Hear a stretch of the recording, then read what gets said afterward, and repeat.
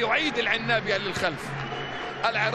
المنتخب العراقي يعيد العنابي للخلف، والعنابي يحترم امكانيات وقدرات وحاله المنتخب العراقي فيعود للخلف.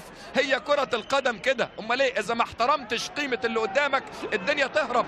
هنا الهجمات المرتده، هنا السرعه، هنا الانطلاقه، هنا الاختراقه، وادي المعز. عملوها، خلصوها، وبدري في المرمى سجلوها. دقوا الطبول وارفعوا الاعلام. العنابي تعظيم سلام، ارفعوا الاعلام ودقوا الطبول. العنابي يسجل اول جول. اي انطلاقه، اي اختراقه، اي استفاقه. ياتي المعز باول اهداف اللقاء. الله الله الله الله الله الله يا بابا، العنابي متقدم يا بابا.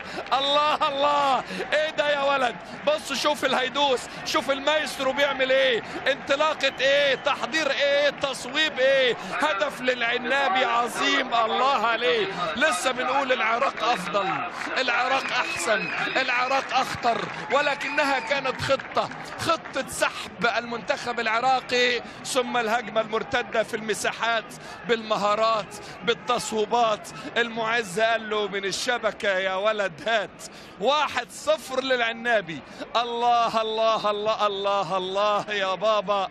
العنابي يتقدم بهدف جميل، حرك معاها يا جماعه. باسم قاسم 58 سنه، المدرب العراقي جن جنونه في واحده من اجمل اللعبات للمنتخب العراقي. لكن سيبك من كل ده، شفت الولد حسين عمل ايه؟ الله، حبه كريز المنتخب العراقي. تصويبه تاني، لا لا لا لا لا لا لا. الله عليك يا ولد، الله عليك يا ولد، فرحت كل البلد. علي فايز في اللقطة الأخيرة هو الفايز بتصويبة من 38 ياردة، حطها برجليه وكأنه حطتها بإيديه. 1-1. الله عليك يا ولد، فرحت كل البلد، فرحت العراق، كل العراق من بصرة إلى بغداد، كل العراق فرحانة بيك يا ولد. هدف إيه يا جماعة؟ هدف إيه يا جماعة؟ ده ولا سعد الدوسري ولا بوفون ولا نوير، لا لا لا لا لا لا لا. لو قاسم برهان ويونس أحمد وقفوا مع سعد الدوسري واستلفوا معاهم رعد حمودي من العراق وفتاح نصيف ونور صبري، الستة الكورة هتدخل فيهم. لا لا لا لا. علي فايز المدافع يسجل هدف التعادل. 1-1.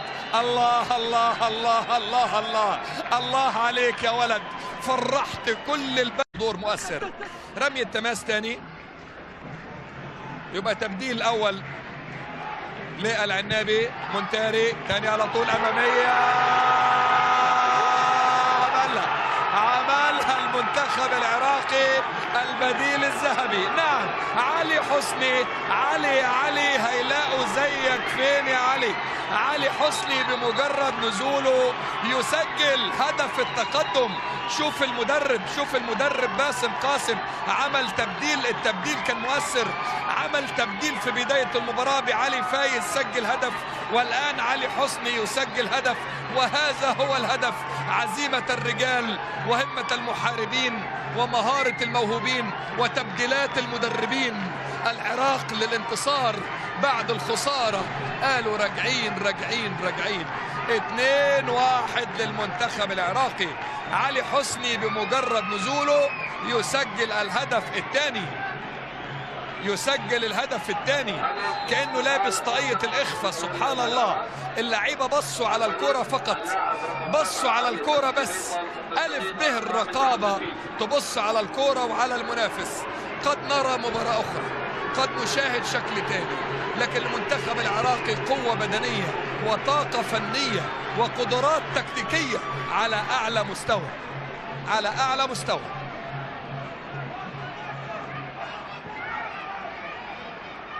2-1 للمنتخب العراقي اللي بيقدم مباراة كبيرة جدا جدا جدا. ومدربه الحقيقة باسم قاسم استفاد جدا من المباراة الأولى.